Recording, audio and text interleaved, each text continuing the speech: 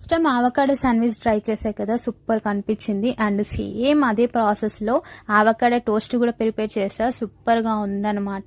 And sandwich బాగుందా లేకపోతే toast బాగుందా అంటే శాండ్విచ్ ఇంకా ఎక్కువ బాగుంది. అందులో మయోనీస్ ఇంకా టమాటా కెచప్ కూడా వేసాను కాబట్టి, ఇది నార్మల్గా ఏదైతే స్టఫ్ ఉందో అది మాత్రమే పెడుతున్నాం కాబట్టి కొంచెం అంతే డిఫరెంట్ టేస్ట్, కానీ ఇది కూడా బాగుంది. కానీ ఇది శాండ్విచ్ కన్నా టోస్ట్ అనేది మనకు హెల్త్కి చాలా మంచిది. అండ్ ఆవకాడో కూడా చాలా మంచిది కదా, అండ్ కాస్ట్ కూడా బాగానే అనుకోండి.